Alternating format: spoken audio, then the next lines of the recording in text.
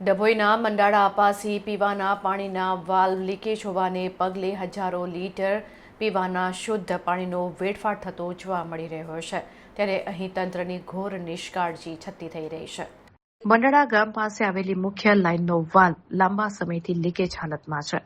આ લીકેજને કારણે દરરોજ હજારો લીટર શુદ્ધ પીવાનું પાણી રસ્તા ઉપર અને આસપાસના ખાડાઓમાં વહી રહ્યું છે। ઉનાળાની શરૂઆતમાં જ્યારે ગ્રામ્ય વિસ્તારોમાં પાણીની તીવ્ર અછત સર્જાઈ છે ત્યારે આ પ્રકારે અમૂલ્ય જળનો વ્યય થવો તે તંત્રની ઉદાસીનતા દર્શાવે છે। નવાઈની વાત એ છે કે આટલા મોટા પ્રમાણમાં પાણીનો બગાડ થતો હોવા છતાં પાણી પુરવઠા વિભાગના અધિકારીઓ કે લાઇનમેનનું ધ્યાન હજી સુધી આ તરફ ગયું નથી। સ્થાનિક રહીશોમાં ભારે રોષ જોવા મળી રહ્યો છે। સ્થાનિક ગ્રામજનોની માંગ છે કે ઉનાળાની આ કપરી પરિસ્થિતિમાં પાણીનું એક એક ટીપું કિંમતી છે। જો તંત્ર વહેલી તકે જાગીને વાલ્વનું સમારકામ કરે તો આ પાણી અન્ય તરસ્યા લોકો સુધી પહોંચાડી શકાય છે।